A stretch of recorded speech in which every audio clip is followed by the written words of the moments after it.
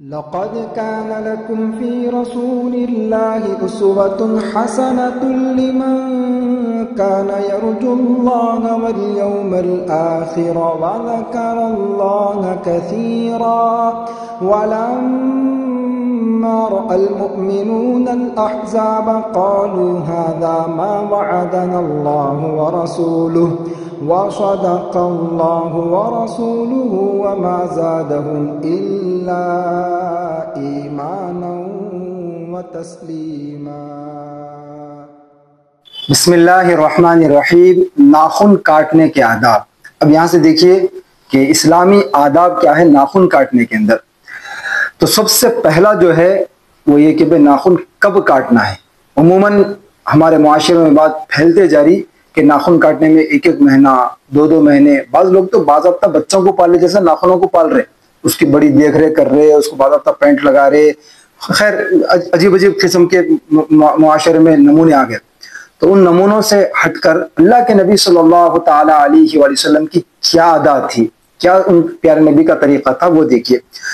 ہر جمعہ کو ناخن کاٹنا، ہر جمعہ کو ناخن کو پالنا نہیں ہے جو جیسا بچوں کو پالتے، کسی کے ناخن اتنے بڑے بڑے، اور باضابطہ اتنے اس قدر نمونے آگے معاشرے میں، اگر گھر والے یا پھر مدرسوں میں پڑھ رہے تو مدرسے والے، یا پھر اسکول میں پڑھ رہے تو اسکول والے، یا عربی میں پڑھ رہے تو عربی والے اگر ناخن کٹوا رہے باضابطہ، تو اتنے نمونے پیدا ہو گئے معاشرے میں دیکھا دیکھی کرنے میں، اندھا دھن کسی کے راستے پر چلنے میں، کہ باضابطہ ڈپلیکیٹ ناخن لا کر منگا کر لگا رہے، آرٹیفیشل جو ناخن آتے ہیں نا وہ منگا کر لگوانے کے دعوتوں میں جا رہے۔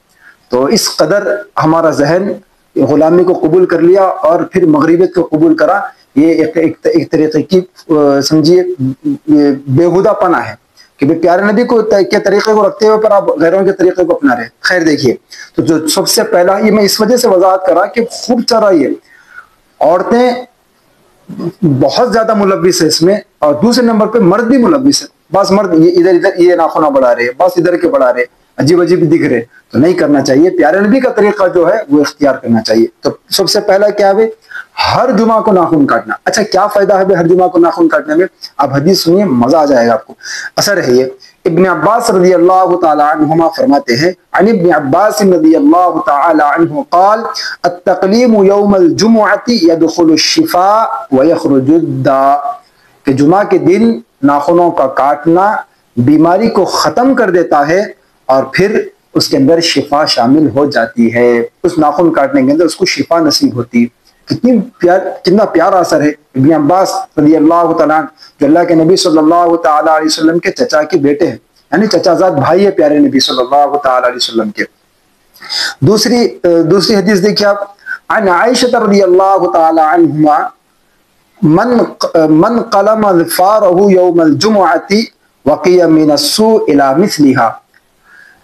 حضرت عائشہ امی جان ہم سب کی جان جن پر قربان، آن بان شان سب کچھ بس ان کے ایک پیارے نام پر قربان، سیدہ حضرت عائشہ صدیقہ رضی اللہ تعالیٰ عنہ فرماتی ہیں کہ جس نے جمعہ کے دن ناخن کاٹے وہ آئندہ جمعہ تک ناگوار حالت سے محفوظ رکھا جائے گا۔ ناگوار حالت سے مراد بیماریوں وغیرہ سے محفوظ رکھا جائے گا۔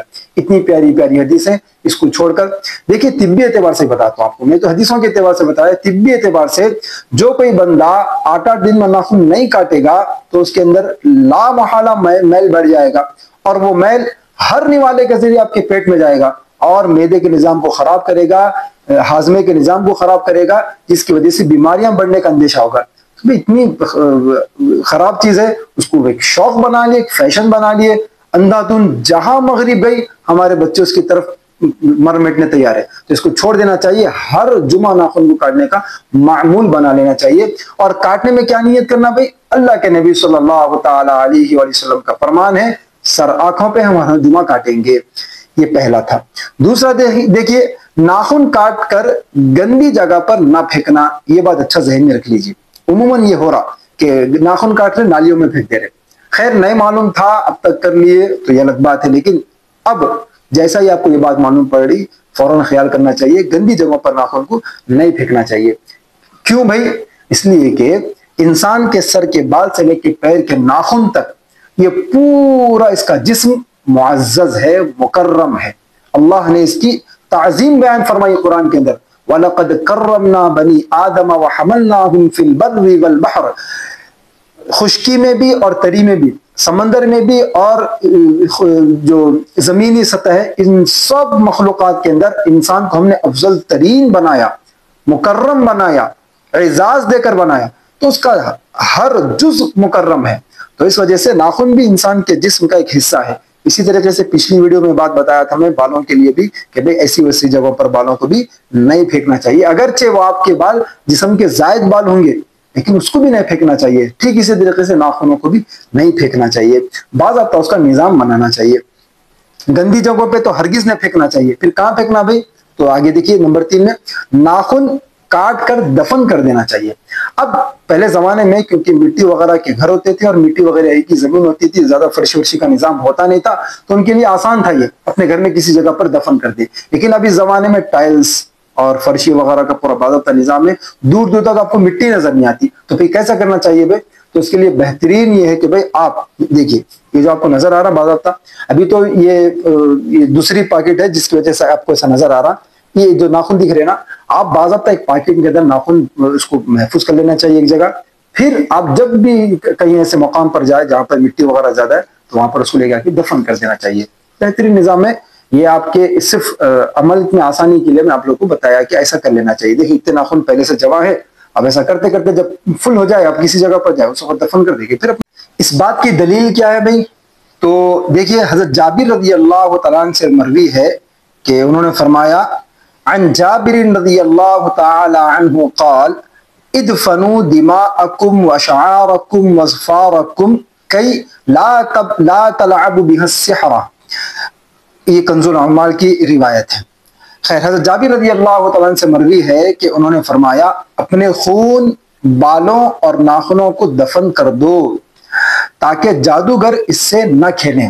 تو یہ جادوگروں کی کھیلنے کی چیز ہے، اس سے وہ لوگ تماشے کرتے، تو خیر آپ آزمائش میں پڑھ سکتے۔ اس وجہ سے عافیت اسی میں ہے کہ بال، خون اور جو بھی آپ کی جسم کی چیزیں ہیں وہ کسی جگہ پر دفن کر دینا چاہیے، کسی کے ہاتھ کو نہیں لگانا چاہیے۔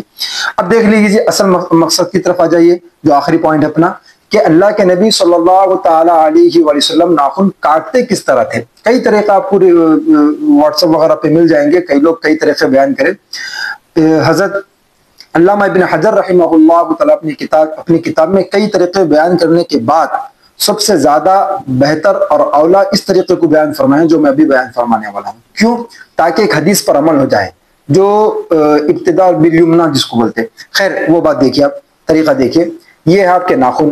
تو سب سے پہلے آپ سیدھے ہاتھ کے یہ شہادت کی انگلی سے شروع کریں گے۔ آپ ناخن کاٹنے میں سب سے پہلے سیدھے ہاتھ کی شہادت کی انگلی سے پہلے یہ کاٹیں گے، پھر اس کے بعد یہ، اس کے بعد یہ، اس کے بعد یہ، اس کے انگوٹے کو چھوڑ دیں گے آپ، سیدھے ہاتھ کے انگوٹے کو چھوڑ کر اس کے بعد پھر یہ چھوٹی انگلی، اس کے بعد یہ اس کے بعد انگوٹا کاٹنے کے بعد یہ 9 انگلی ہو گیا آپ کے ناخن کٹنے کے۔ اس کے بعد لاسٹ میں سیدھے ہاتھ کے انگوٹے کو کاٹیں گے آپ۔ یہ آپ کے ہاتھ کے ناخن کاٹنے کا طریقہ ہے۔ اسی طریقے سے پیر کے ناخن کاٹنے کا کیا طریقہ ہے؟ تو پیر کے ناخنوں کے لیے دیکھ لیجئے۔ تو سب سے پہلے آپ کو پیر کے ناخن کاٹنے کے اندر یہ چھوٹی انگلی جو ہے نا، پیر کی یہ جو چھوٹی انگلی، یہاں سے آپ ناخن کاٹنا شروع کریں گے جی۔ سیدھا پیر سمجھیے، میں پیر تو نہیں بتا رہا ہوں، ہاتھ ہی میں دیکھ لیجئے، یہ آپ کا سیدھا پیر ہے، سیدھا پیر۔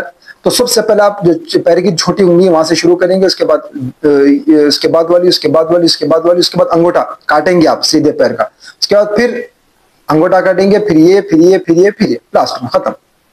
بالکل یہاں سے آ کے سیدھا الٹا کر دیں گے آپ، یہاں سے چھوٹی انگلی سے شروع کر کے 2 انگوٹے ایک ساتھ کاٹ کے پھر اس کے بعد یہاں سے کر کے ختم کر دیں گے۔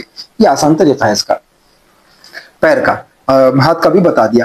تو یہ زیادہ بہتر طریقہ ہے سارے طریقوں کے اندر، بالکل، کیونکہ 2 حدیثوں پہ عمل ہو جا رہا، ایک یہ کہ سیدھے ہاتھ سے شروع کرنا، اس پہ بھی عمل ہو جا رہا، اور پھر سیدھی جانے سے شروع کرنا، اس پہ بھی عمل ہو جا رہا، اور پھر اللہ کے نبی صلی اللہ تعالی علیہ وسلم سے جو طریقے منقول ہے اس میں یہ بھی ایک طریقہ ہے۔